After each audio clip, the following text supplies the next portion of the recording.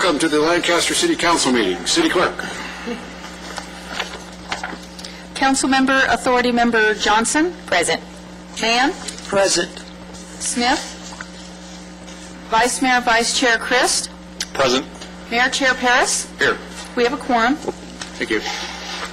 Call to order the Housing Authority. Roll call, please. Authority Member Harvey. Present. Mann. Present. Smith. Vice Chair Christ. Present. Chair Zetto. We have a quorum. Thank you.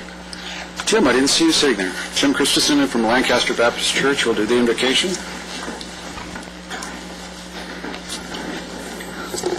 Let's pray. Heavenly Father, as you know, this is Thanksgiving month. And so we start this meeting by thanking you and by acknowledging what your word says. Every good gift comes from you. Thank you for people who care enough about their community to participate in a meeting like this one. Thank you for elected officials who have added to their already busy lives the responsibility of improving their community. Thank you for our city. Thank you for our nation, Lord. With Veterans Day fresh in our minds, we thank you for those who have served and who are serving in harm's way so that we can govern ourselves, and even so that we can open a meeting like this in prayer. Bless their families, protect them, and keep them. We ask, Father, for this council meeting to be infused with your wisdom and your guidance. We pray that for every matter that's discussed and every vote that's made, that these good folks would have your mind on the matter, and that they would clearly discern your will. And finally, Lord, we ask for your grace and mercy to be extended to the residents of the city of Lancaster. We pray that you would meet people's needs. We pray that you'd use us to meet our neighbors' needs, Lord. Heal the sick, comfort the hurting, and bless each individual life. We praise you that you know who they are, you know where they are, and you know what they need. And we ask all these things in the name of Jesus. Amen. Amen. Thank you. Sure. Please remain standing. Place your hand over your heart and repeat with me. I pledge allegiance to the flag of the United States of America and to the republic for which it stands, one nation, under God, indivisible, with liberty and justice for all.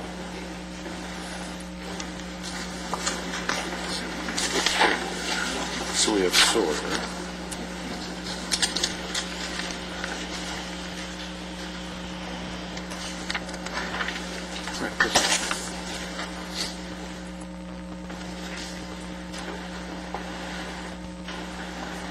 How am I going to pronounce this?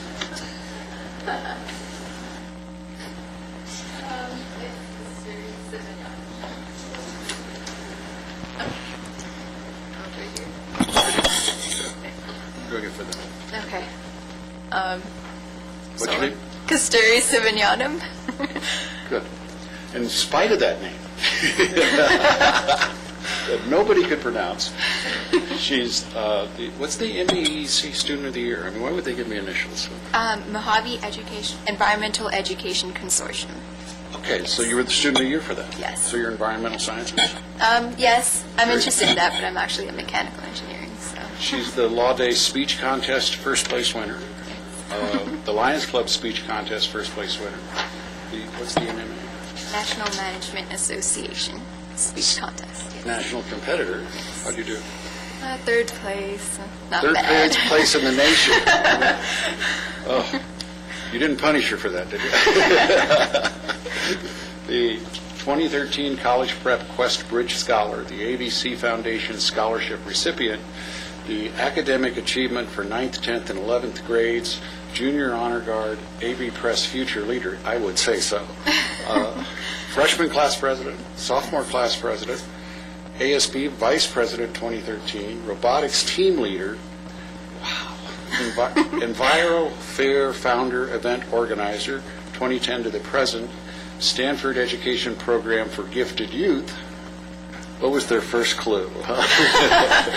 Summer 2013, she wants to become a mechanical engineer, and she's the SOAR Student of the Month, and obviously well qualified.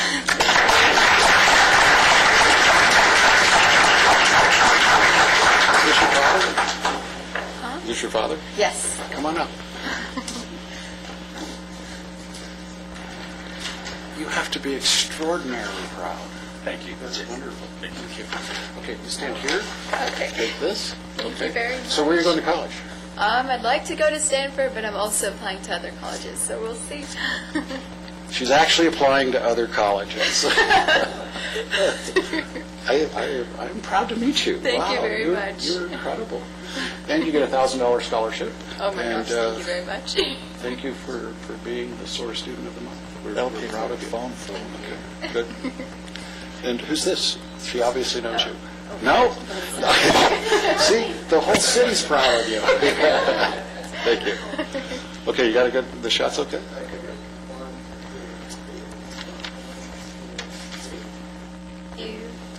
Thank you. Thank you.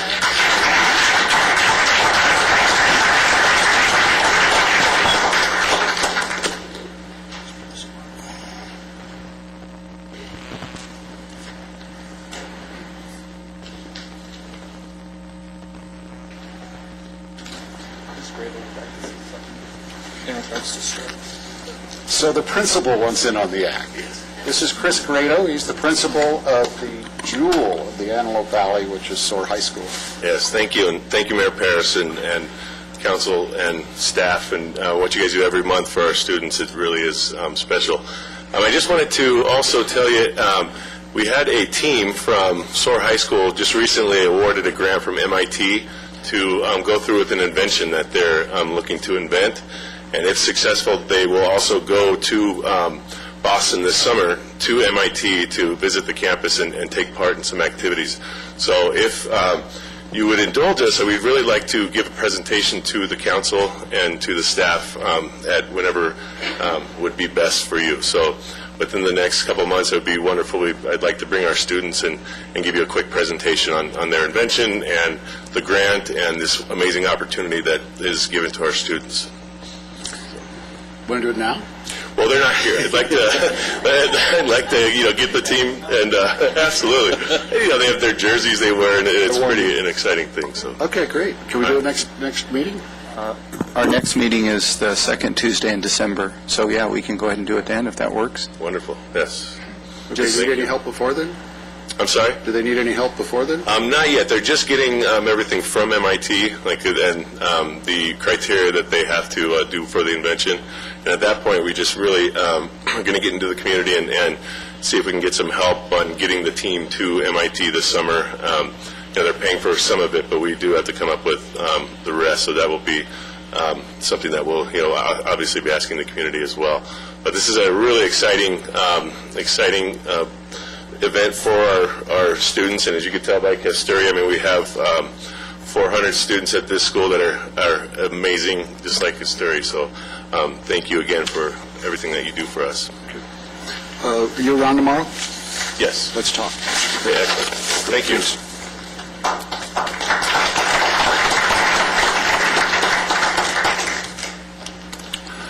Okay, anything on...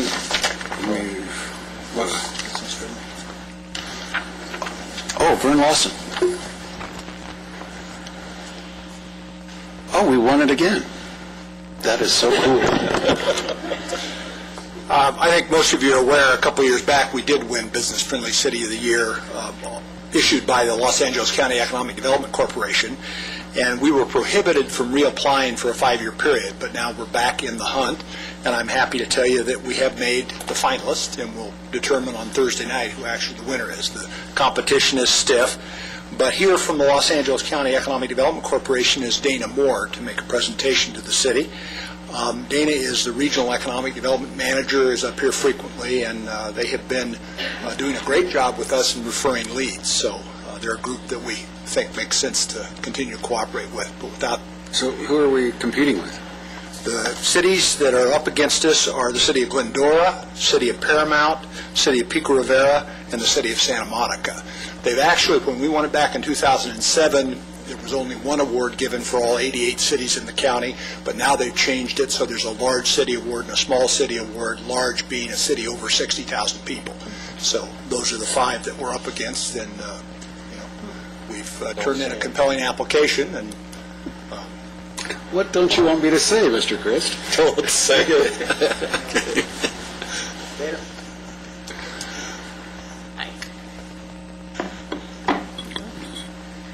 Good evening, Mayor, members of council, and the City of Lancaster staff. My name is Dana Moore, and I'm the North County Regional Manager for the LAEDC. I'm here this evening to recognize the City of Lancaster for your outstanding commitment to business friendliness, economic development, and job creation. On behalf of the LAEDC and the Business Assistance Team, I'm here to honor the City of Lancaster once again for your leadership, excellent programs, business friendliness, and our partnership. I work closely with Vern Lawson, Economic Development Manager, and your city staff to support the business community here in Lancaster. So I know firsthand the extraordinary efforts that the city makes to attract, retain, and grow business here.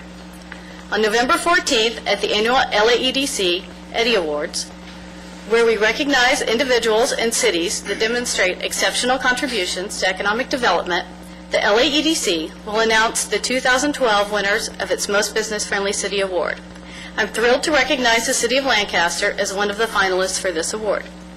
The Eddie Awards event is the LAEDC's signature economic development award program and is attended by more than 600 of the region's business, government, and education leaders. In 2006, the LAEDC created this award to recognize cities within the county that are proactively promoting business-friendly programs and services in the interest of attracting and retaining good quality jobs for their residents and surrounding communities. Despite what we all hear about how hard it is to do business in the state of California, the City of Lancaster remains competitive. With your pro-business attitude and approach to encouraging business growth, Lancaster has been recognized as one of the least expensive places to conduct business by the Cosmont Rose Survey. The city's economic stimulus package, streamlined permit process, and reduced transaction fees has spurred economic, community, and real estate development, including your award-winning downtown revitalization project, transforming the downtown area into a vibrant urban center, with the 50 new businesses and hundreds of new jobs. The City of Lancaster was a 2006 Most Business-Friendly City Award finalist and was named the 2007 Most Business-Friendly City in LA County. Every year, the LAEDC relies on a panel of economic development professionals to review all of the applications and select a winner in both the large and small city categories. I thought I'd take a moment to share some of the feedback from the panel of judges citing why Lancaster is a business-friendly city. Some of the comments included items such as building permits and development fees are discounted to spur development, the assemblage of a financing team to assist companies with access to much-needed financing, customized training programs to ensure businesses have the workforce needed, periodic mayor's business roundtables with local stakeholders and business leaders, online permit processing, business incubator, an active presence on Facebook, Twitter, and YouTube. City department heads meet regularly to review projects and identify issues that stand in the way of successful outcomes. The city leadership and staff have a positive, can-do attitude approach to encourage business growth. The BYD Attraction Effort partnership with Supervisor Antonovich and the LAEDC. The winning pitch, similar to Shark Tank, with local investors allowing several startups to receive seed funding, and much, much more. With that said, it's my pleasure to present the City of Lancaster this award of recognition and this scroll signed by all 5 county supervisors. Congratulations.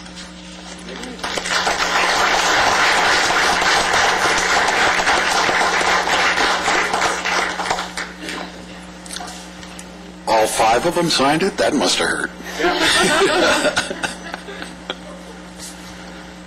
Thank you.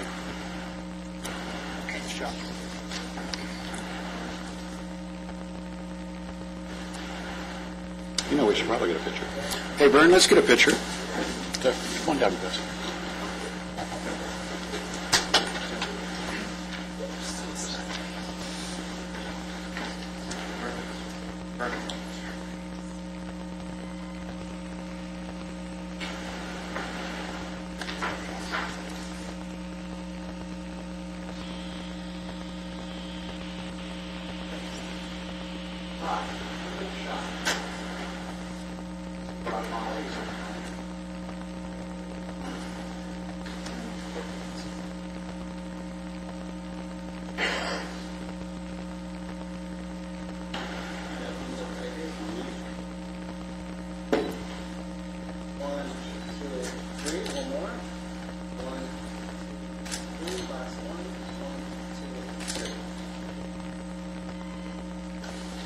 Greg, you can get that, get a copy of that picture.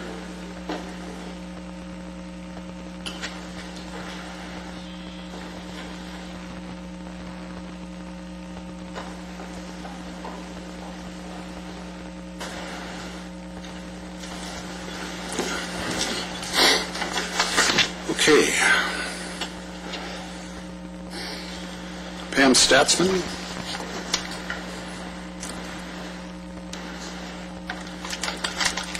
Good evening, Mayor Harris and council members. It's with great pleasure that I present to you the Certificate of Award of Excellence in Financial Reporting, which is awarded by the Government Finance Officers Association for the city's comprehensive annual financial report, which is also called the CAFR. It's the highest form of recognition in the area of governmental accounting and financial reporting, and its attainment represents a significant accomplishment by the government and its management. The CAFR is judged by an impartial panel to meet the high standards of the program, including demonstrating a constructive spirit of full disclosure and clearly communicating its financial story. So, thank you very much. Thank you. Thank you.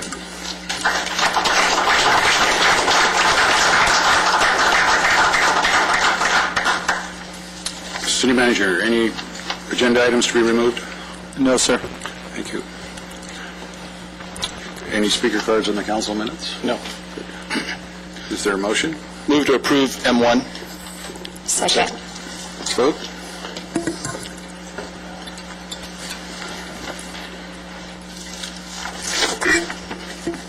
We're off to an auspicious start. Anything on the consent calendar being removed? Yes, we need to remove CC7 and CC9 Don't I have to recuse myself on some of these? on PH2. Oh, I'm good on the consent calendar? PH2 is the only one that I know. Okay, thank you. Okay, is there a motion minus 9 and 7? I'll move we approve the consent calendar as currently comprised minus CC9, CC7. I second. Let's vote. It's unanimous. It'll be a short meeting. Remember, you only get 3 minutes.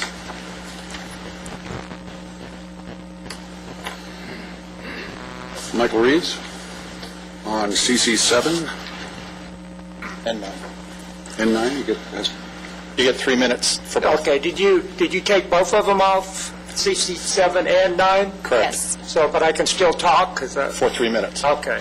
Okay, on the bid for the CC9, I was around when we had the controversy with the Cedar Center, with the old group and the new group, and there was a man in attendance at one of the meetings, and he was a developer, and he wanted to develop the center for the city, or for the arts group at the time. And so my comment, excuse me for not addressing you, mayor, council, staff, and ladies and gentlemen. Anyway, he wanted to develop it, and I'm just wondering why we couldn't have a private developer develop this, even though the city owns it, and then lease it back for $1 or something from them. Okay, that's my comment on the Cedar thing. This other thing on the Gateway, CC7, what concerns me about taking federal money is that we're prohibited, we have to hire a certain way. We can't hire, we don't have local hiring preference. And, we have a lot of people out of work in this city, 15.5? So that's one of my objections for taking that. Plus, I don't favor putting this Gateway thing up there in the front of the boulevard. I want to preserve downtown so that we can get movie companies up here to film. And I don't want an obstruction or anything to hamper that in the future, because that's a potential thing that we can get money from by having movie companies up here, particularly since if the aircraft companies ever go out, those hangars could be used for movie studios. So that's my comment on CC7 and 9. Thank you. Thank you. Lindy Williams.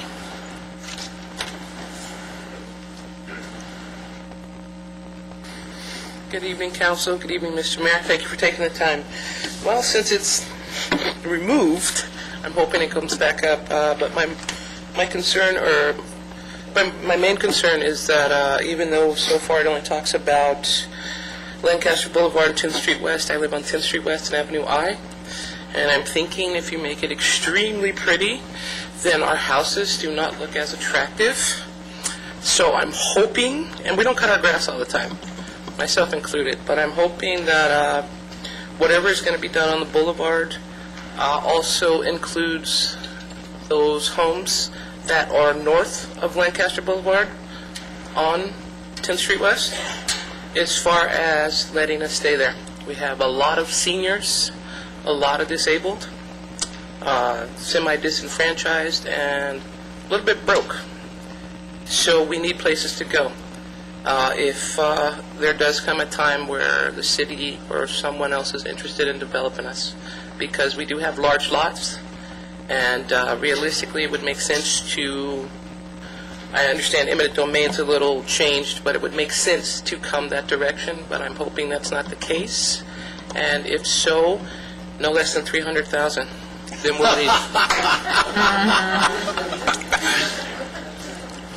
Well, you know, people still have... Why didn't you tell me it was a negotiation? Thank you. David Paul.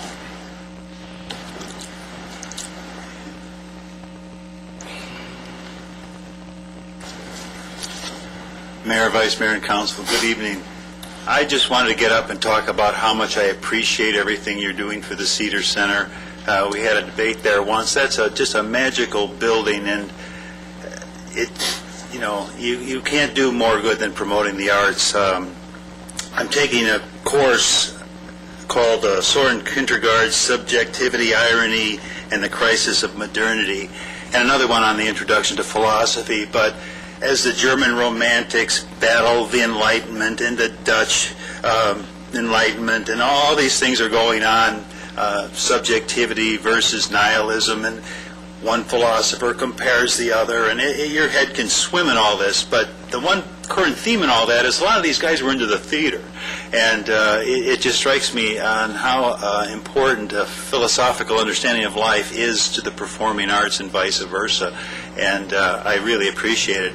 I got my first start in theater in kindergarten, and I was the substitute, but the guy couldn't do it, so I got the lead role in Old King Cole, and I got to wear red tights, and when my mom died, my sister sent me the little cotton beard that I wore and the tights, and it just brought back great memories of being in the theater and how much I loved that and how much that helped me find my way. So thank you for everything you do to promote the arts.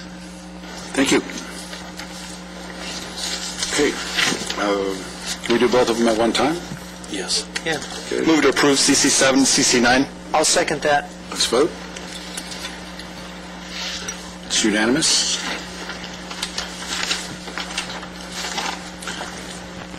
PH1, is that the one I recused myself on? No, number 2. Okay. Any speaker cards? We have no speaker cards. You want to waive the presentation? Yes. Yes. Yes. Is there a motion? I motion that we approve PH1. I'll second that. Let's vote.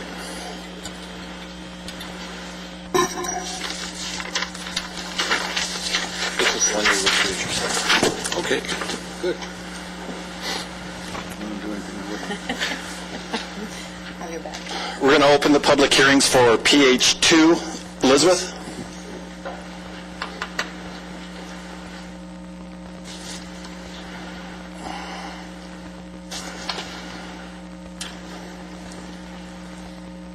Good evening, Vice Mayor Christ and City Council. Reliant San Gabriel LP, which is Reliant, plans to acquire and extensively renovate 5 existing multifamily housing complexes located throughout Southern California. 3 of these complexes are located within the city and are described as follows. a 61 rental housing development generally known as College Park at 30th Street West, a 76 rental housing development generally known as Fernwood Senior Apartments on Fern Avenue, and a 91-unit rental housing development known as Sierra Villa East. The extensive renovations Reliant plans for on the properties will include curing all deferred maintenance, updating 100% of the unit interiors, improving curb appeal, reducing operating and utility costs, and ensuring the longevity of each asset. One thing I did want to add that I did not put in the staff report is that they will be providing social service items at their facility to help those who are of low and moderate income. Reliant requests that the city approve CSCDA's issuance of the housing revenue bonds in order to finance the above-mentioned projects. The housing revenue bonds will be tax exempt, private activity bonds for purposes of the Internal Revenue Code, and as such require the approval of the elected body of the governmental entity having jurisdiction over the area where the project to be financed is located. The city itself is not a party to the underlying financing, is not issuing the housing revenue bonds, is not obligated to repay the housing revenue bonds, and is not pledging or otherwise committing any of the city's revenue or other assets to secure repayment of the housing revenue bonds. The housing revenue bonds are payable solely from revenue received pursuant to the terms and provisions of certain financing agreements to be executed by the developer. As a part of such financing documents, the developer will agree to provide comprehensive indemnification of the CSCDA and its members, including the city. The city has a significant interest in the success of these projects. Therefore, staff recommends adoption of resolution number 13-63. Any questions? No. Michael Reeves.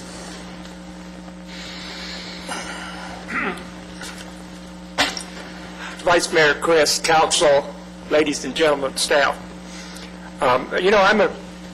I don't understand this, and this is a public hearing, and I'm a citizen, and I'm not dumb, but I don't understand this. We're going to issue bonds, or we're not going to issue bonds. We're not responsible. Well, it's not up to us to determine whether we're responsible. We can sign an agreement, but we can also get sued by a person that's injured at one of these places, and the court will decide that we are a party to it. So nothing is ironclad. We could still be responsible for it. I think the bottom line is that they're going to issue tax-free bonds, which none of us can afford to buy. That's the bottom line. They're going to use our city to issue tax-free bonds for somebody that is wealthy, can buy them, and not have to pay interest. That's the bottom line. So I oppose this project. I know that we need to improve housing in this city. And also, on this thing, it talks about the amounts not to exceed $45 million up to $22 million. You can't run a city by, it could be 45, it might be a 22. You have to be definitive. They need to come up here with the documents, the financing and everything, and be ironclad on this thing before you approve it. Thank you. City Attorney? Jeez. The City of Lancaster is not issuing these bonds. This is a public hearing we've required under the federal code in order for these bonds to be issued in a tax-exempt status so that the work can be done to renovate housing in our city. The bonds will not be issued by the city. The city's not obligated for the bonds. We are simply required to have a public hearing so that the public may come out and speak and provide their input with regard to the propriety of bettering the housing available within the city of Lancaster. Do we have any liability? No. So, let me get this straight. we're putting in $45 million into our local economy, and we're not liable? $22 million, but... To 45. No, the $22 million is the total for the entire issuance. Up to $22 million will be spent in Lancaster. So it is not $45 million in Lancaster. I want to be clear on that. It's $22 million in Lancaster. Yeah, there's a bunch of properties. I know. I don't know if I'm voting for it now. There are a number of properties that are being renovated, proposed for renovation under these bonds. The three that are located in Lancaster are slated for up to $22 million in renovation based on these tax-free bonds. If I may say, again, I have some familiarity with this as I held a bond in a city in Texas. So the confusion, I think, for Michael, and potentially maybe the public could have gotten confused. Unfortunately, the federal government does not have a presence publicly in the city of Lancaster. So they make the local jurisdiction hold the public hearing to allow the public to come up and either ask questions. If they potentially, I guess they could possibly complain about this. It does have to meet low or moderate income because that's how they're qualifying to get the bonds. But we're only the local jurisdiction to hold the public hearing. That's the only thing. We're the vehicle for the public hearing. We're providing a forum for folks to be able to speak to this issue, and that is all. Right. Thanks. Michael, does that help? You know, it would be helpful sometimes if we had a board up here, and then when people have questions like I do, you can write it on the board or flash it on the screen and respond to some of these things. Do you have any questions? Because if you're reading this, it looks like they're issuing bonds and nobody knows what's going on here. We need to be a little more explicit in what we're doing. Okay, thank you. I thought the director was pretty clear on the communication, but okay. That was good. Okay, I'm going to close the public hearing, and I need a motion for Resolution 13-63. I will make a motion to adopt Resolution number 13-63. I second. We have a motion second. Let's vote. Passes 3-0 with Mayor Paris abstaining.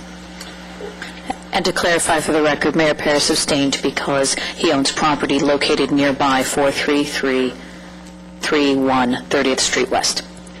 Thank you. So did I hear we're getting $45 million?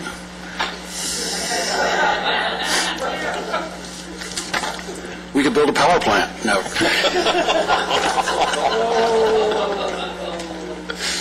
I couldn't help it.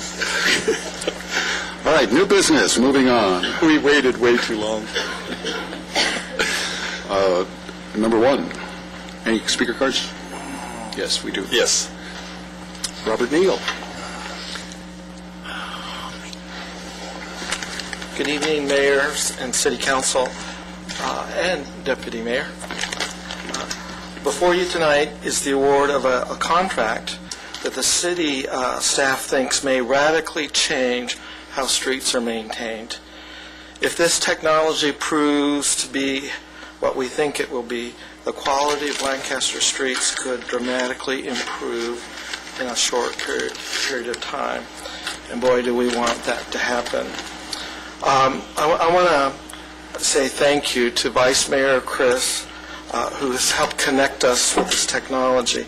I know that he spent quite a bit of his own time investigating its merits. So thank you, Vice Mayor. I think this is going to turn out to be a wonderful gift to the city of Lancaster. In order to tell you about this technology as well as to update you on the progress we have made maintaining our roads over the last year, Richard Long, our Public Works Maintenance Division Manager, and John Cantrell, who oversees our capital construction, is going to give us a report. We will all be available for questions after this presentation. Richard.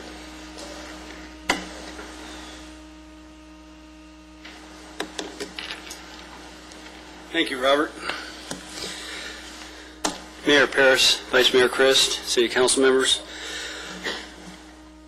My name is Richard Long. I'm the Maintenance Services Manager and I am joined tonight by John Cantrell, our Senior Construction Manager, to provide you a brief update on our pavement management program. If you recall, about a year ago, we came to you and shared with you our plans to implement a pavement management program that was heavy in pavement preservation. And as a reminder, pavement preservation is defined as low-cost, successive treatments to our roadways that extend that roadway life. This year, with your support and within the existing funded capital budget, we purchased 4 pieces of equipment and negotiated material and construction contracts for pavement preservation. As you can see in this slide, 2 pieces of the equipment, the hydrostatic chip spreader and one of the pneumatic rollers being operated by city staff. Over a 10-week period this summer, city staff chip sealed over 29 lane miles of arterial streets, and I'm happy to report that we have a fully trained and effective chip seal team. To continue our efforts in going green, the city's partnered with local businesses to produce recycled paving materials.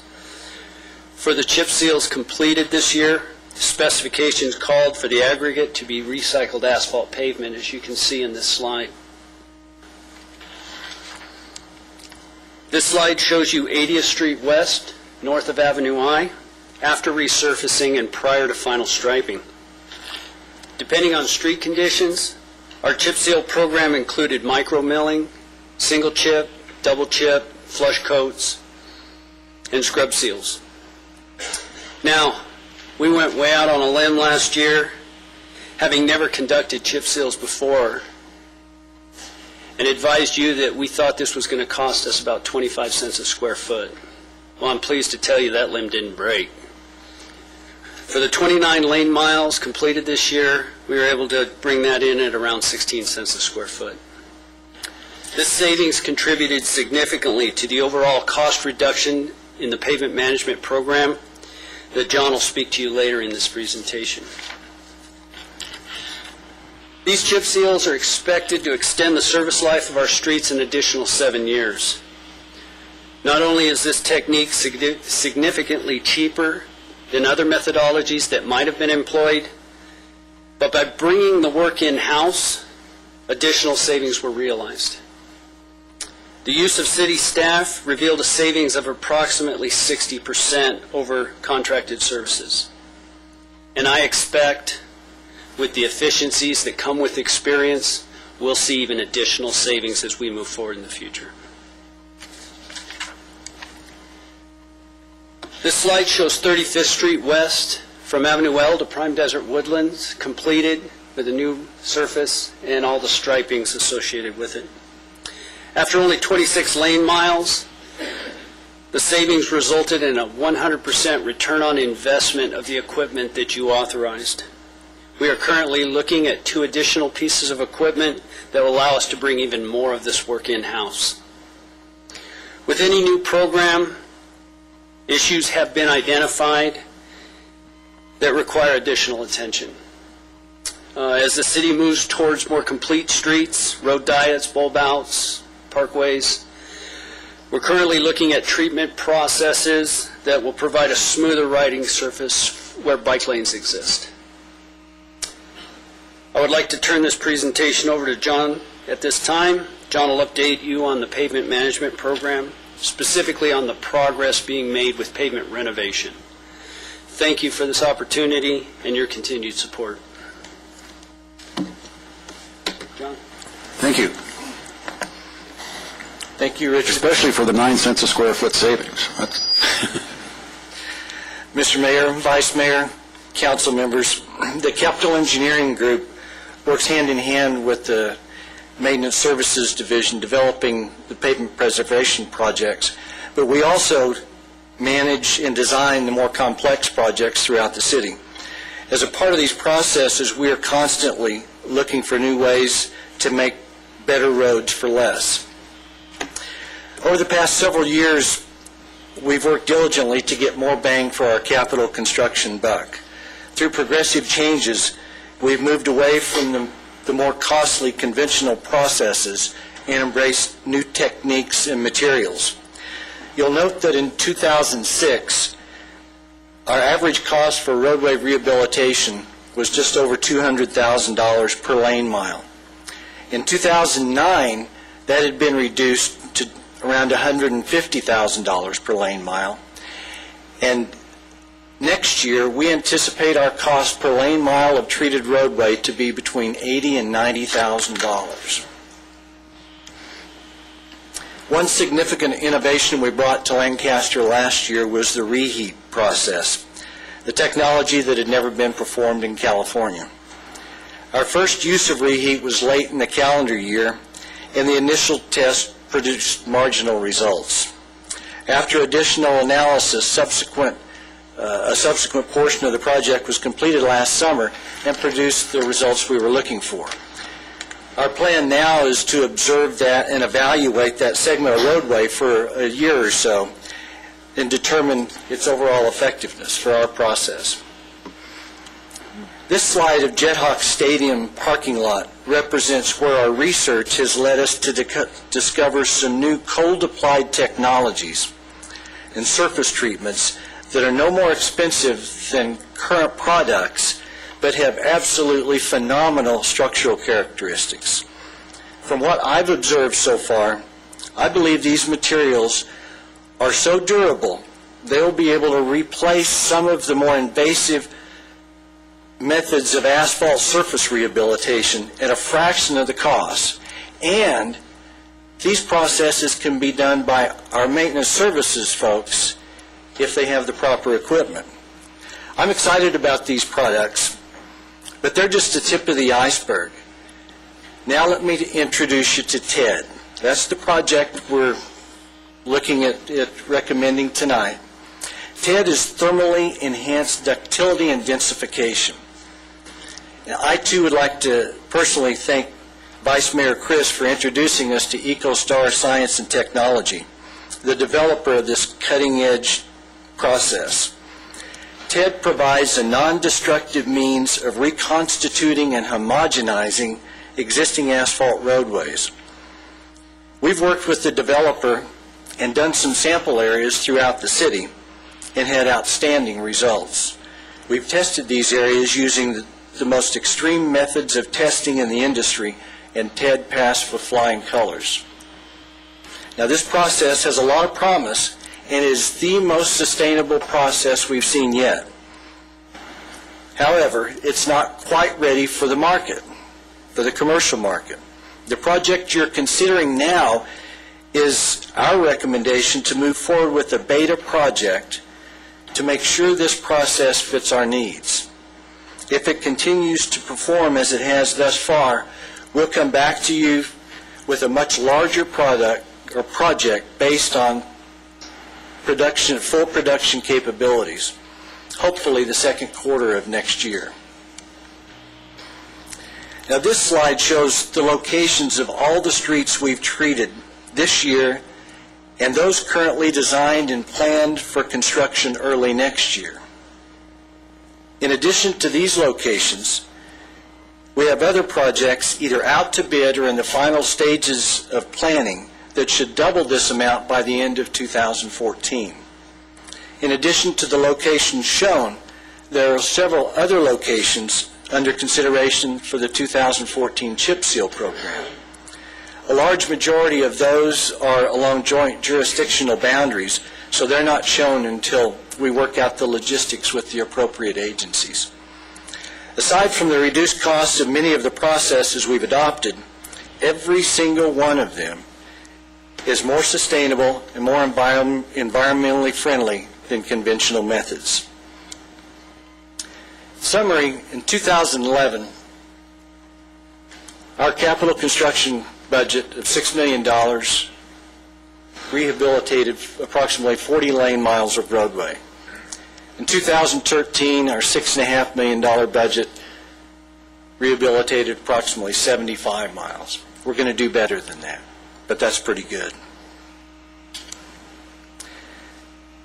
Finally, Civil construction techniques, materials, and equipment are changing every day, and we either have to keep up or get left behind, and we have no intention of being left behind. One of the most important reasons we do what we do is not only because we're allowed to, but we're encouraged to. I can't tell you how enjoyable it is to work in an environment that promotes that type of thinking. I personally have been in this business for over 35 years and more stimulated now than ever in my career. Now, where do we go from here? We continue to promote and pursue innovative ideas. We build and maintain our roadways better and faster. We make our streets safer.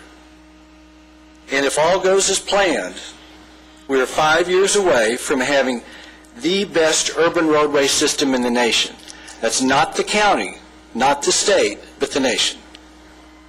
Thank you, and we'll be glad to answer any questions. Could you do that in 5 months? We got an election coming. Do the best we can, sir. That is really cool. Thank you. Thank you. Mark, you want to talk about bringing the business here? Yeah, I'd be happy to. First off, I'd like to, though, I appreciate the opportunity. We have an amazing group of staff members in virtually every area, and road maintenance and preservation doesn't always get the support or the accolades it deserves. But to do double the amount of work almost with the same amount of money and not be satisfied with that, but want to go beyond and have a goal of having the best streets in America in 5 years within that budget is truly amazing, and we have people who can do it. So I can't tell you how proud I am to work with people like that. In terms of the business, as Robert and John both said, we were introduced to the gentleman by Vice Mayor Christ, and there's certain things that we're not allowed to say because we have non-disclosure agreements and such, but we believe that we are the best place in America to test this out because we have the right staff to do it, we have innovation, we have the conditions to do it, and if it goes well, we would anticipate this product will revolutionize road maintenance and preservation, and we're working very hard to have that company call Lancaster its home.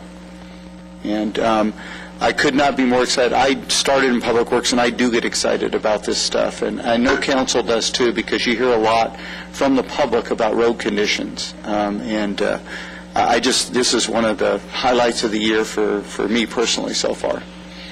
So did we buy the equipment, or are we subbing it out? We bought the equipment you saw in the presentation.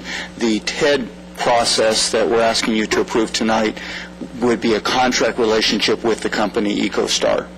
Okay. And are they making the equipment for it? Or do they are producing some of the equipment. Some's off the shelf, but they configure it and make it, and it's proprietary equipment. So we'd be the point of sale? We would be the point of sale in some of the products if it's equipment and or supplies, yes. That is so huge. The reason that's huge is we get a tax, we get some of the sales tax on it, so that's incredibly huge. It could be a multi-billion-dollar company. What was that? How much stock Can we say that again? What was that? Yeah, I'd like to add to that, Mr. Bozigian. I agree with you. This is very, very exciting. As Mr. Neal had mentioned, we do a lot of thanks to our Vice Mayor, Marvin Chris, for coming up with this and addressing it and sending it to the city so that we can all see what this history is about.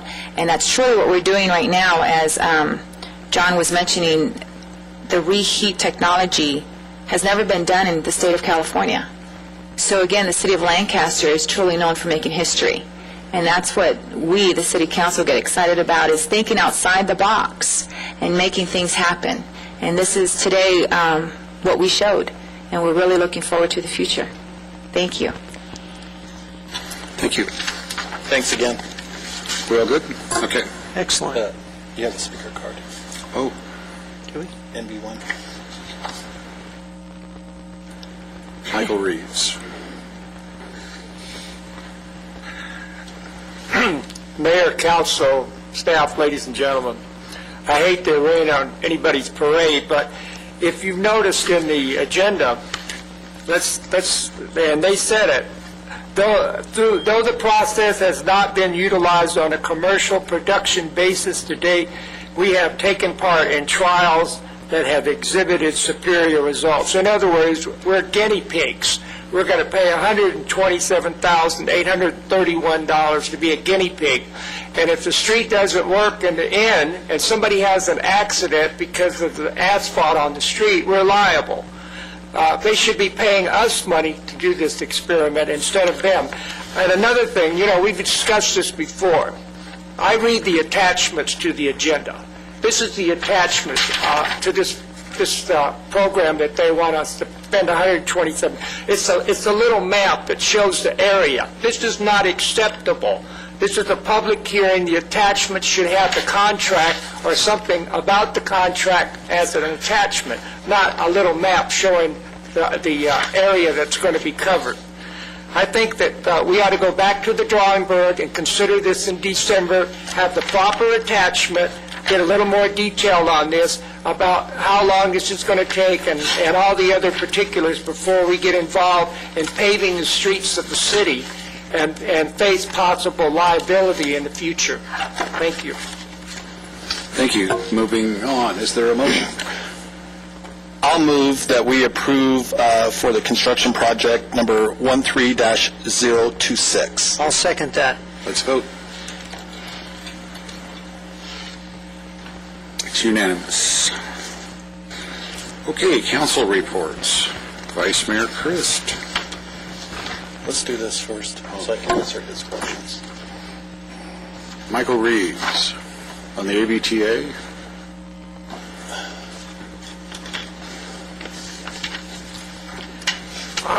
Excuse me. Normally, I wouldn't be able to speak on this, but since it came out on the Lancaster city memo, so it's put out by our representatives on the ABTA board, so I guess I'm allowed to speak on it. The thing that concerns me about this report is they're talking about the electric buses, and they're still testing them out. We're getting a lot of negative publicity on these electric buses. The people in Long Beach saw in the press telegram, they read about the labor problems with BYD. So, it's something to think about as we get involved in this thing. I did appreciate that the AVTA did a customer service survey. That was a good thing. I'm not happy with the fact that the AVTA is going to spend $70,000 a year for 5 years for security for a private firm. Why can't we have the sheriff's department patrol the AVTA? Since it's a multi-area, includes Palmdale and Lancaster, why don't we have the sheriff's department provide security? Why do we have to spend $70,000 a year for 5 years for private security? Thank you. Thank you. Mr. Christ. Okay. Getting some good press for BYD and what they're doing, because we did receive $2 million for the purchase of 2 electric buses as a demonstration project from the Board of Supervisors, and thanks to Antonovich for that. Really appreciate that. The AVTA is, I'll answer the question in regards to it's for the customer service lobby. It's more affordable, far more affordable for us to have a security guard there than a sheriff there. And we did order 15 local Gillig replacement clean diesel buses just in case the 2 electric buses don't pass the Altoona testing. Do you have anything to add? No, I agree with our Vice Mayor. This is, again, as we were saying earlier, history being made. The electric buses are getting very positive feedback. The fact that Supervisor Antonovich has given us the money and that we will be the first to do this here in our community is very exciting. So we're looking forward to the future with that. Thank you. Vice Mayor Christ on Antelope Valley Air Quality Management District. Okay. Can we pull up that chart?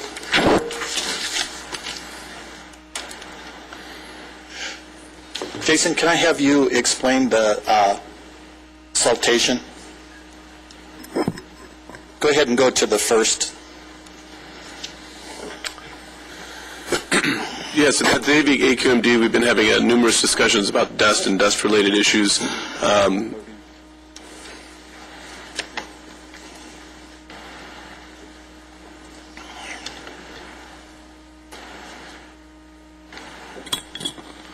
Mayor Paris, Vice Mayor Chris, Council. At the AQMD, we've been having numerous conversations about dust and dust-related issues, specifically centered around solar energy.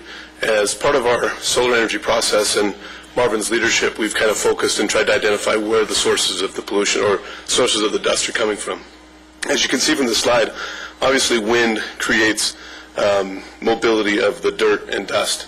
And through a series of processes, this dust will be lifted in the air and transported to another location.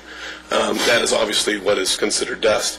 There's a combination of things. One that is suspended dust, which is in the air, which we typically see, and a lot of what we see on the ground, which would be considered dunes that you'll see in the areas in some of these pictures here. As Marvin goes through the pictures, it's very obvious the impacts that the wind and the dust is having, as well as the lack of precipitation and the weather conditions. And if you'd like to... Go ahead. Go to the next slide. As you'll see on the next slide, this is Antelope Acres, which we refer to as Antelope Acres. And what Brett Banks has done for us, and it's very telling and very depicted in these pictures, is this is a product of the air pollution controller, so let me clarify. Tell them that this was taken 2 years ago. Yeah. If you'll see on the heading, it's taken July of last year, or July of 2011. This is a Google aerial photo. As we go to the next slide, you'll see it 2 years later. That is May of 2013. As you can see in those areas, the part that is obviously vegetation, obviously a healthy landscape, to what is dunes, dust, and transportation. A lack of vegetation. And a lack of vegetation. This isn't unique to the west side. As we'll proceed, well, this is Avenue C at 130th West. This is another area you'll see a major dune occur in this location. And again, go back one slide. 2 years ago, that was taken, and you can see, go ahead, go forward, the lack of vegetation and the dunes that are out there now. And there's no solar plants around that. No, that's pretty depictive that solar is not just the... Okay, go forward. Avenue D and 170th West. Again, this is going to depict a solar project. This is the large solar project on the west side. You'll see here, this is prior to the solar project. This is after the solar project, which actually doesn't look all that different other than the significant amount of solar panels that are on the ground. This is East Side, which we have been dealing with on numerous occasions by trying to do some treatments. We did a CocoFlex out there this morning, which is a treatment process around the new solar plant, which isn't located. You can't see it on this map. It didn't exist. But some treatments, as well as importing some palm mulch and putting up some berms to kind of eliminate some of the transportation of the ground level siltation. And this is some of the stuff that we're attempting to do, putting the berms up. We've asked for the city of Los Angeles to give us all their green waste that they have so we can do different areas, whether they're berms, 4 foot high, 6 inches high. So go ahead, the next slide. Correct. And as Marvin talks, or as the Vice Mayor talks about, the magnitude of the problem that you'll see here in this next slide is frankly unbelievable. That's it today. Again, this is prior to the solar plant. The solar plant that was built is located approximately this area here that is built currently. It was not in place at this point, but you can see the massive amounts of soil erosion, wind erosion, dunes, and this is where we did some of the treatment with the berms and the palm mulch to eliminate some of this transport across the street. And this is another area here. And the fact of the matter is if you looked out there last year or 2 years ago, it looks like, vegetative, former ag land with vegetation, and now it looks like dunes and desert. So it's a huge change. So I guess the message is pray for rain. This is an overall West Antelope Valley picture in July of 2011. That's it today. I mean, this is obviously a very long, very far away shot, but you can see the differences in just 2 years.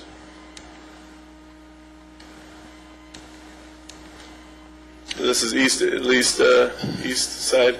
So by no means are we saying that the dust isn't coming from the solar plants. It is coming from some of the solar plants, but it's mainly coming from the ground that has no vegetation on it anymore. Correct. There are a number of different sources of the dust, from whether it be road shoulders, fallow ag land, solar panels, dirt roads, people driving on them. There's a number of different locations, but it's not easily depicted by one project or a number of projects that the Antelope Valley is seeing. This is east side. It's a little bit. And then, of course, this is slides from the west side, where you can see that, frankly, that first image of the transportation of sand and dust. You'll see that this is how this moves throughout the valley, and it moves from one section to the next section, every time the wind blows. And these, for those who live on the far west side of the Antelope Valley, this is not abnormal this time of year. Well, abnormal in what regard? Well, not abnormal. You would see this and they would say, yeah, that's what it looks like. We don't see it in town, but this is what they see. When a dust storm comes through the next day, this is what they'll see. Mm-hmm. They'll see it against their fence lines, they'll see it against their buildings. But we weren't seeing it 2 years ago. But you weren't seeing it 2 years ago. I would anticipate there's always been dust issues in those areas, but not to the magnitude that you're seeing here. It's a cumulative effect. If you remember that first slide, it's one touches the other, touches the other, and touches the other. Without any impact in rain in between then, where there's growth of material, you're not going to have the breakup of that process. So the next time some moron tells people there's no such thing as climate change or global warming, we got some pictures for them. Well, it's appropriate timing. We've actually sent these pictures to Showtime as an example of what problems locally exist. Thank you. Can you make sure that Jordan and Craig get copies of that? Absolutely. Thank you. Excellent. So is the never mind. I probably wouldn't have been able to answer that question for you.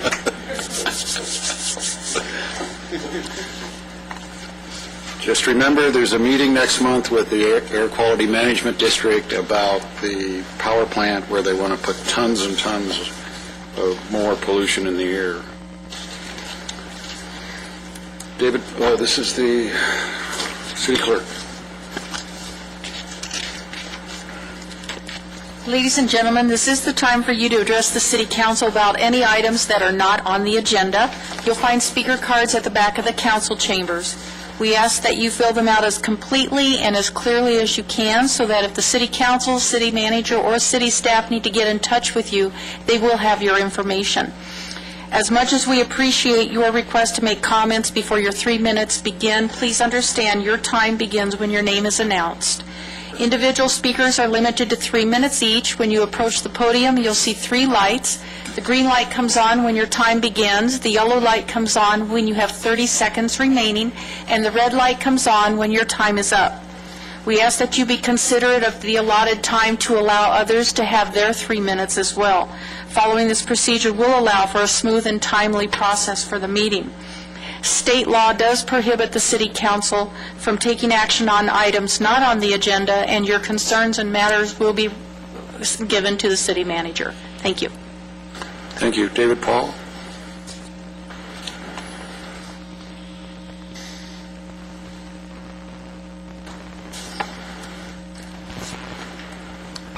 Mr. Mayor, Vice Mayor, and Council, good evening again. I just wanted to first say thank you for all you do for the city. That road presentation excited me too, and it's just fun to live in this city. Mayor, I want to talk again just once more about your State of the City address, and you said something that disturbed me. You said you're only as good as what you did last. And I guess that's why I've been motivated to take all the Coursera courses and just try and improve myself as much as I can. And then the other day during my organizational analysis class from Stanford, the instructor said, you're only as good as what you did last. And I'd hoped that you'd taken that class because it's very, very exciting. You know, yesterday was Veterans Day, and I always feel a little bad on Veterans Day too, but not because of what you might think. 4 years ago, I talked about this. I finished my book, David Paul, God Called Man, 50 Years of Failure, and now I got 54 years because I have never really lived up to how I want to help, how I want to serve. I think about the veterans. You know, 22 veterans a day commit suicide in our country. We're heading into the Christmas holidays where those numbers go up. More active duty military personnel commit suicide than are killed in combat. And these things are deplorable. In my book, I talk about my youth and coming through some of these things, and I just want to avail myself to anybody who has any problems, any thoughts of suicide or any other related things.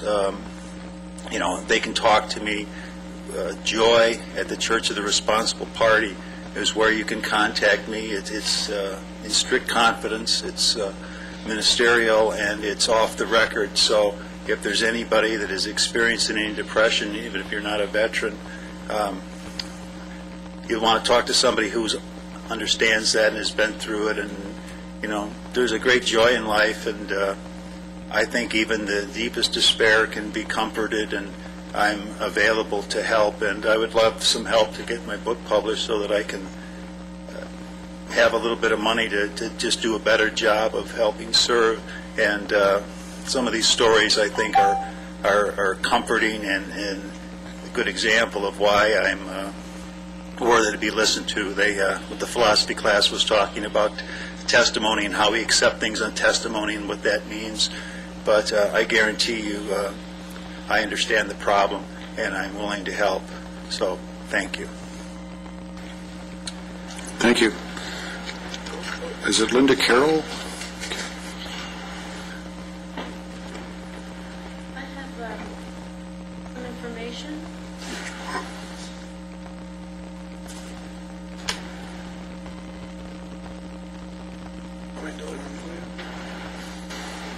Hello, Mr. Mayor and Deputy Mayor, council people. My name is Linda Carroll, and I have LA for Animals Foundation. And I usually live in Los Angeles, but I moved to Lancaster to create a program called Lancaster Humane. Now, even though the Lancaster shelter is county-owned, it is in Lancaster, and it bears the Lancaster name. Lancaster Shelter is said to be the highest kill shelter in the United States. There's people rescuing animals from death row at Lancaster Shelter from Europe, Australia, Canada, and everybody's saying, what's wrong with Lancaster? Now, in this meeting tonight, I'm so impressed with the innovation. You're talking about green, recycled asphalt. I mean, I'm sitting here going, Lancaster is an incredible place. What you did to the downtown area blew my mind. I said, this is incredible. So I had some help. Yeah, but you have to be a visionary to go in and to do that and to just go for it. And I'm suggesting Lancaster Humane, we've got Ellen DeGeneres, Woody Harrelson, all these people behind us saying we want to create model animal care in Los Angeles. So I'm saying LA County. What about privatizing Lancaster Shelter? What about maybe taking it over from the county? They have not been able to, everybody's begged Antonovich, and he's a big animal person. We've got to fix this. We've got to do something, and for some reason it just hasn't, it's not up to the gold standard of Lancaster or even the Golden State. Lancaster Shelter needs someone like you to to turn it around. So I'm asking for support for Lancaster Humane. We're talking, the Boy Scouts want to help, the little pageant queen, so I wanted to come to you and say, it bears your namesake. You know, we're not opposed to that. We've actually looked at it, but it is a county facility, and unless the county embraces it, we're powerless. But if we can get the community to come forward, like all these people are saying, I want to help, I want to help. There's pilots offering their planes for transporting these animals to Canada and Washington. If we can get the community to come together, we just did a PSA, Bill Mayer, and now we're talking to Robert Pattinson, you know, really popular people, to get the community to come together and be part of the solution. So we'd love your support. And I called your office, and I left a message, but you've got my information now. Hey, I'm up for anything, as you can tell. Yeah, I know, I love it. Thank you so much. Thank you. Appreciate it. Okay, set up a meeting, okay? Yeah, I would like to, because there's a lot of organizations in the valley, and I might take a little... I think there's a lot of rescue organizations, and I think the county has been trying to do a really good job of looking at those organizations, so we'll set up a meeting. Okay, good. Thank you. Michael Reeves.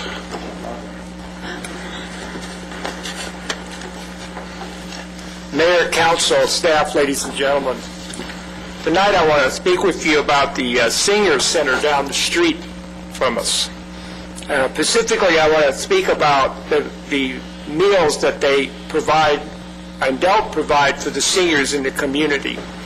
There are certain days of the month that they don't provide meals when there's a holiday. And I spoke with the field representative for Supervisor Antonovich, and also our city manager was there at the same time about this. Unfortunately, when there's a holiday, they let the staff off, and they do not serve meals over there. But I understand from what Norm said, they give cold food to the people who are homebound so that they'll have something to eat in their interval. But they don't do anything for the people that walk in over there when there's a holiday. For example, Thanksgiving is coming up. They're going to be closed over there Thursday, Friday, Saturday, and Sunday. Now, I know people that go to that senior center, and that's the only meal they get. It only costs them $2, but it's still the only meal they get from some of these people that live in these senior housing around here. So I'm asking the council to ask the man who's in charge of the local office of the L.A. County Agency on Aging to come here and speak before the council and explain the food program that they have. I've been trying to get him all day, and I don't, like I mentioned to the vice mayor, I don't know why he's avoiding me, but might be your pleasing personality, Mike. Yeah. Well, why would he avoid me, right? Small wonder. But at any rate, this is not acceptable. You cannot have, these are not homeless people. Norm said, contact the homeless people and work with them on. These people aren't homeless. These are senior citizens, respectable people who are going hungry because of some bureaucratic foul. I want to leave this flyer with the city manager so he can contact some of these people and maybe invite Brad to come and speak before us in December and explain to us why people are not getting food during a holiday.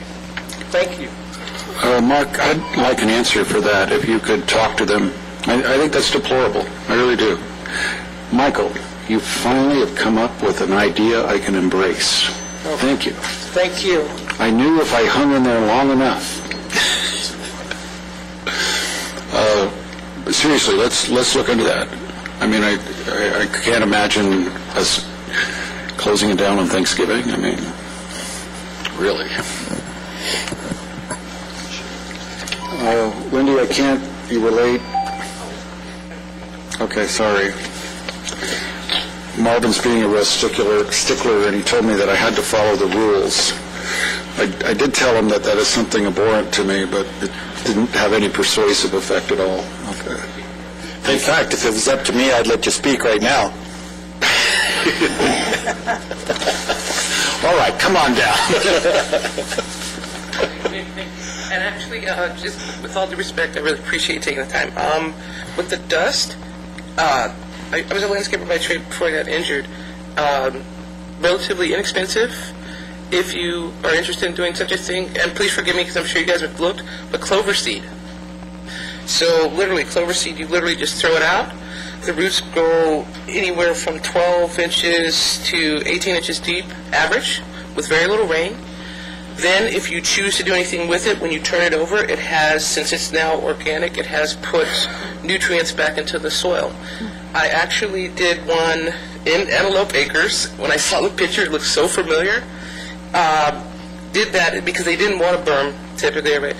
Berm, put some trees, pine trees, so on and so forth, but they still wanted to have pretty. So years ago, we planted clover seed out there, and it's gorgeous. When it comes up, it will stain your clothing as far as like if you run through it and lay on it. It does go a little bit dormant, but cheap and expensive, holds the moisture and holds the soil. Thank you. Thank you. Okay. No action on the Financing Authority, no action on the Housing Authority, no action on the Power Authority, no action on the Successor Agency. City Manager, any announcements? Yes, and we'll try to get through it quick. We have a picture, 3 short videos, and then I was going to ask Councilmember Mann to briefly talk about the Veterans Day celebration at the end, if you would. The first, we had this weekend, when I said pavement preservation was one of my highlights of the year, I forgot about Field of Drafts. So it was a co-highlight. We had one of our most successful first-time events ever. This is one picture. We said we wouldn't show video of it. It was an amazing event. We had 2,500 people there. It was done spectacular by our Parks Department and Public Works and Communication. And I know it's very easy to say, well, they're there for the beer and it's about the beer, and that was clearly part of it. But the reason that in England and stuff you have public houses, and the reason you've had these things is because it's a way for community to come together. And I would dare say people were happy, people were respectful, there was not one incident at the event, and it was a great way on a Saturday afternoon for people to come together. And I was really, really proud of staff and the community and the business community. Phenomenal event. We're going to show you 3 short videos. It's been a very busy couple of weeks. We have a Topco dedication, we have the Morton grand opening, and then we have the LA County Air Show. So with your indulgence, we'll show each of those, and they're about a minute and a half each.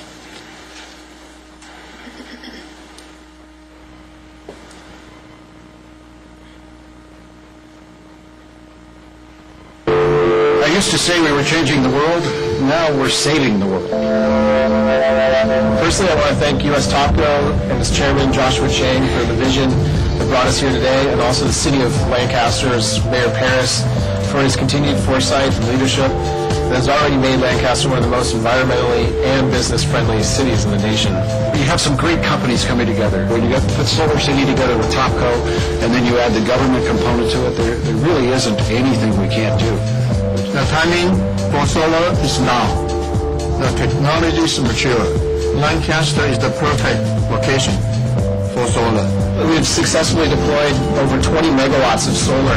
16 acres of solar panels will feed directly into the local utility grid, which we expect to generate enough clean, renewable energy annually to power 550 homes. So we're actually going to be not only the first net zero city in the world, we're going to be selling power before you know it. With the version of Mayor Paris and the Solar City, I am now fulfilling my dream. And then together, we shall create more renewable energy to power the citizens of Lancaster. Thank you.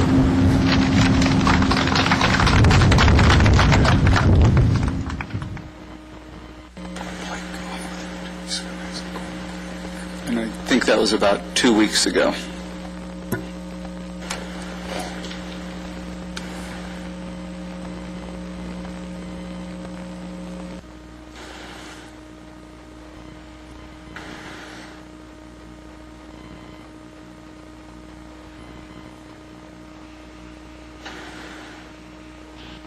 This is a great day. This is celebration of a milestone. This is not the culmination. This is the very beginning of the Morton story in the Antelope Valley. You're part of our family now. Please give them a hand and welcome them to our family.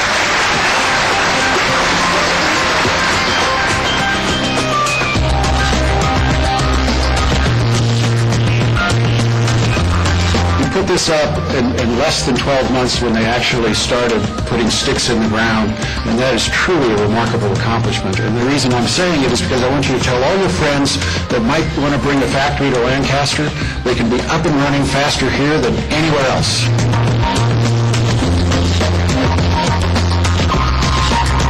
That's 350 families that are going to have high-paying 21st century jobs. That is truly something to rejoice in. I have a council that absolutely recognizes we are absolutely together on the view that we are employer-friendly, because the foundation of this community is the families that live here have jobs. This amazing new structure is 88,000 square feet, nearly twice the size of our previous facility, and will now serve as corporate headquarters and manufacturing facility for Morton Manufacturing. This grand opening marks the beginning of a lasting relationship with the city of Lancaster.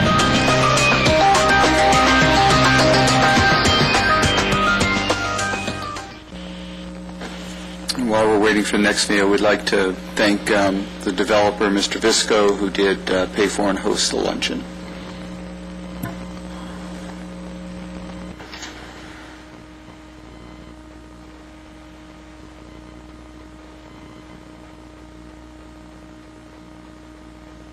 There's a saying that a mile of road will take you a mile, but a mile of runway will take you anywhere. Well, today, we're proud to announce the inaugural Los Angeles County Air Show to be held right here at Foxfield March 21st and 22nd with the U.S. Navy Blue Angels. This is an event I remember, I don't think it was 50 years ago, but it was a long time ago. But I was a young Plant 42, we used to watch these air shows. But the last one that I shot brought out over 500,000 people. This is a great economic impact for our valley.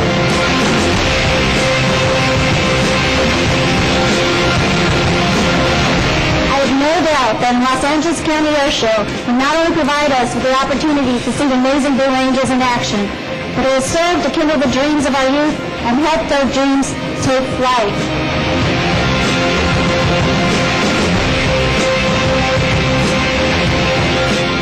It's what it does for the family and what it does for the reputation of the entire Antelope Valley. It's very important that this just is not a Lancaster event. This is a county, this is the city of Palmdale, this is a city of Lancaster event. It's an entire Antelope Valley event, and we welcome everybody, especially the kids.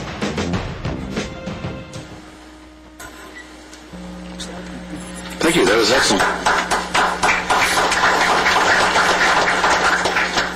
And if I would, I'd like to maybe ask Councilmember Mann to talk a minute about the Veterans Day celebrations he represented us at.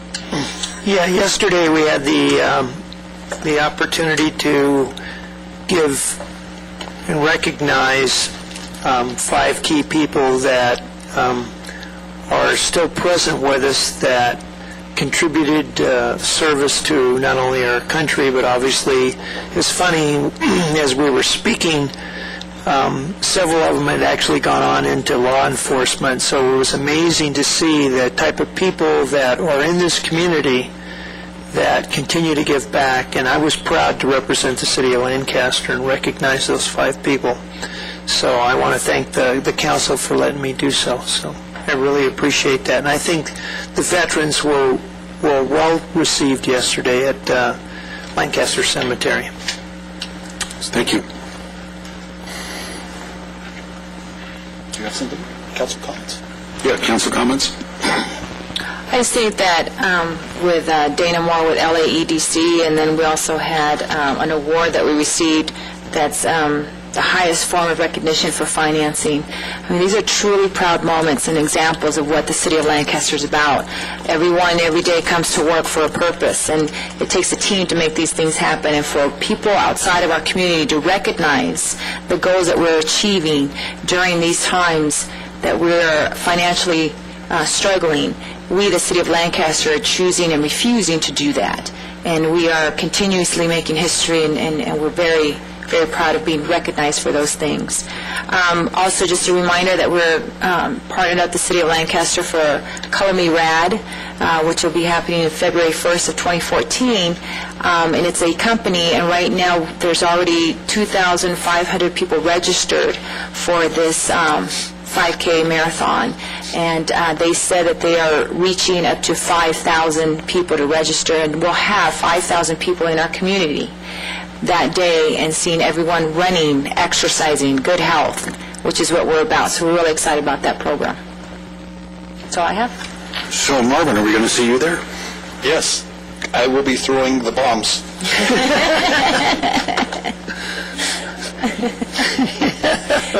That's his participation. You really will. I want to talk about the homeless, okay? I think that we need to take a serious look at the homeless. We have different areas that are called service planning areas, which are considered what they call spas. We are Spa 1. LA Metro is Spa 4. This year we are scheduled to have a $400,000 cut.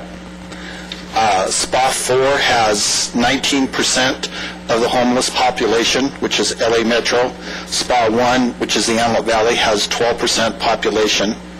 Okay? Spa 4 receives 49% of the funding from LA County. We receive 2% of the county funding. What that equates to is Spa 4 receives $4,329 for every homeless person. Spa 1, which is us, we receive $277.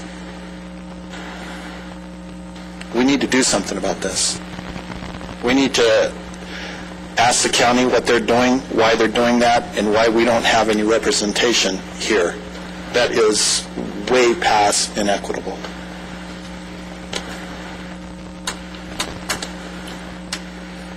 That's 5%. I'm going to say something that's socially unforgivable, so I'm just going to keep my mouth shut. Okay. Yeah, that's a 5%. That's so disproportionate. We're getting 2% of the funding. So what explanation is there for that? There is no good explanation. It's an LA-centric county, LA City-centric county.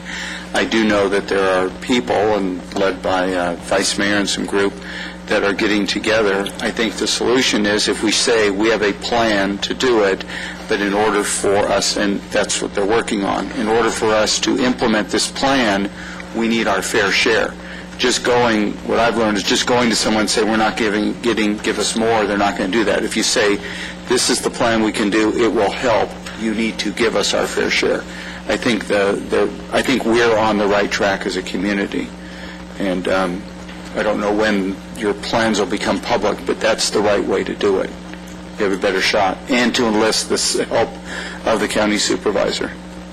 Okay. We need to start doing something about that. And we're going to have a workshop at the Lancaster Learning Center tomorrow at 5:30 for the Palmdale Power Plant. We will do a presentation. 15,000 flyers were handed out to the school district, to all the students, to all the participants. For those people that want to attend, it is the Lancaster Learning Center. It's 831 East Avenue K2 in Lancaster. Tomorrow at 5:30. It'll last about 2 hours. And then we also have we have two more as well that we'll publicize, but tomorrow is probably, we'd encourage everyone to come out. And just to make it clear, too, those flyers that went out for the school district, the school board approved those flyers because of the information they received regarding the power plant. Is that correct? That's correct. Good. Okay. Allison, you were going to give us an executive session report on the Supreme Court case on the prayer. Do you want to do it publicly? Is there any reason not to? Nope, none. Let me grab my notes. Good. One last thing. I think that Mark probably was not as,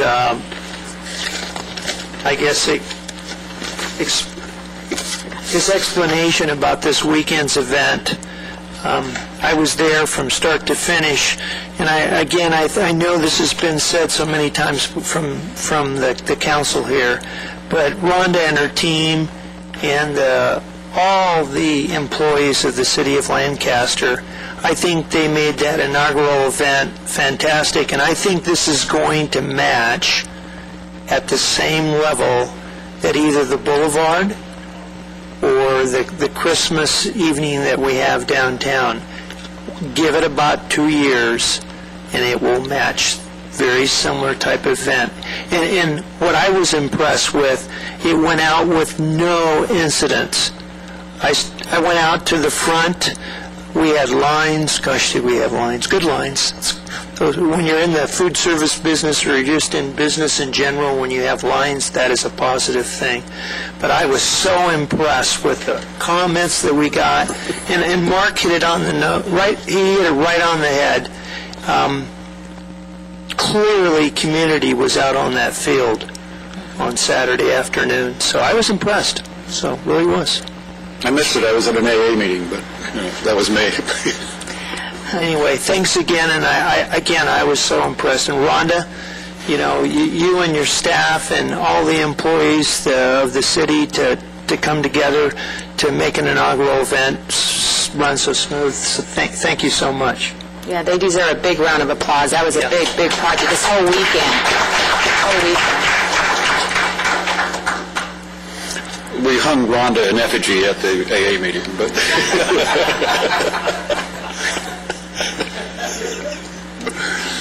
Allison. Sure. As the council is aware, and some of the staff also, I spent last week in Washington, D.C., attending oral arguments at the United States Supreme Court on the case of Galloway versus the town of Greece, which is a case that is related to a lawsuit that the city of Lancaster is involved in, which is called Rubin versus the city of Lancaster, which challenged Lancaster's invocation policy. In Galloway versus the town of Greece, the town of Greece's invocation policy was challenged by some individuals in a manner very similar to our case. The case in the town of Greece is very relevant to our case because our case is currently stayed at the Ninth Circuit after having won at the Ninth Circuit and having our policy and practice upheld. Our opposing counsel sought en banc review, which would be reviewed by the entire Ninth Circuit rather than the three judges who heard our case initially. And while we are stayed at the Ninth Circuit awaiting the outcome of the Galloway versus Town of Greece case. Additionally, I did write a brief on behalf of the League of California Cities in support of the Town of Greece's position, which is similar to the City of Lancaster's, to the Supreme Court in this case. So I was in attendance with the other amicus counsel, got to watch oral arguments and see how things went. It started out a little rough for our team. The attorney arguing on behalf of the town stumbled a bit on the first question from Justice Kagan, asking if an invocation at the outset of oral arguments of the Supreme Court would constitute a violation of the United States Constitution, and he said yes, which was a hole from which he proceeded to dig himself for the rest of oral argument. He did dig nicely, though. So Justice Kagan centered her concerns and comments largely on the question of citizens coming before their government as citizens and not as representatives of their religious affiliation, and the concern about the role that city councils have with regard to administrative matters. She started the questioning and centered her questioning there. Justice Scalia was very supportive of the town's position. He pointed out repeatedly that under the town's policy and practice, as with Lancaster's, anyone is welcome to come and give an invocation, whatever their faith may be. They're simply asked not to disparage or proselytize any particular religion. He also noted that the Supreme Court begins each of its sessions with "God save the United States of America and this honorable court," and queried how that was different than a prayer. And also the nation's motto was brought up on several occasions as well. The Justices continued with their questioning. It went the full time, and then some. We had questions from Justice Ginsburg centering on the administrative role of local councils. Justice Kennedy's question centered on the fact that the courts have already upheld similar practices for Congress and the state legislatures, and it would be inequitable and elitist to not allow local governments to have similar practices. Chief Justice Roberts was also supportive of the town's position and questioned strongly how one would determine what a sectarian prayer is versus what is a non-sectarian prayer. Is God Almighty sectarian? Is our Creator Almighty? Where does the line drawn? And are judges going to be jumping into theological questions, a position for which they consider themselves to be ill-suited? Justice Alito centered his questioning on forcing counsel for the challengers of the policy to come up with a prayer that would be acceptable to all. He challenged them to come up with a prayer that would be acceptable to Christians, Jews, Muslims, Buddhists, Hindus, Wiccans, Baha'i, and then Justice Scalia jumped in with atheists. And the counsel did not satisfy either justice that he could come up with an invocation that would satisfy all of those varied adherents. And Alito again challenged, stating that a prayer to the Almighty or the Creator would be objectionable to both polytheists and atheists.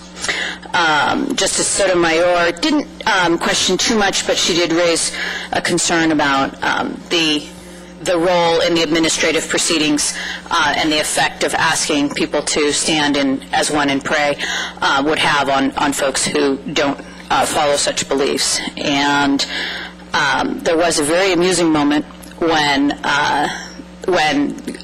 plaintiffs' counsel, the challengers' counsel, was asked to come up with a prayer that met everyone's requirements, all religious requirements, and he attempted one, and one of the justices jumped in with, well, the devil worshippers might not agree with that. And he said, well, if they believe the devil is almighty, then they might be okay with this one. So, and the entire courtroom broke into laughter.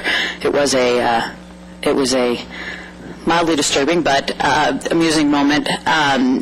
In short, the arguments went well. I'm hopeful and do believe that the result will come out our way, and it was an amazing experience. So, thank you. Thank you. Thank you. Okay, let's adjourn to executive session. For the items listed on the agenda. Yeah, right.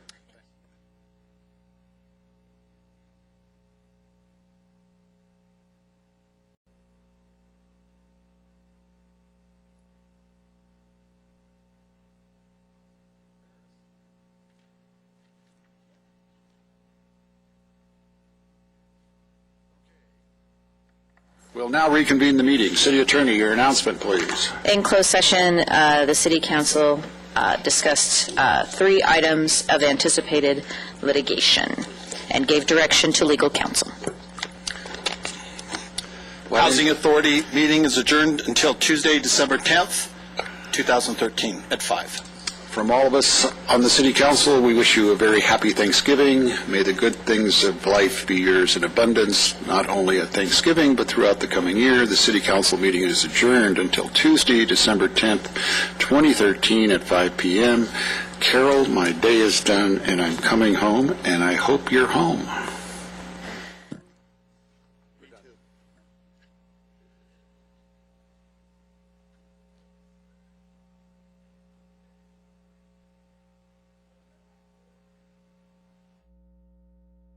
Conduit for a new event we're very excited to talk about tonight.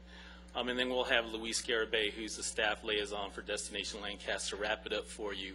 And I'll turn it over to Mr. Miranda.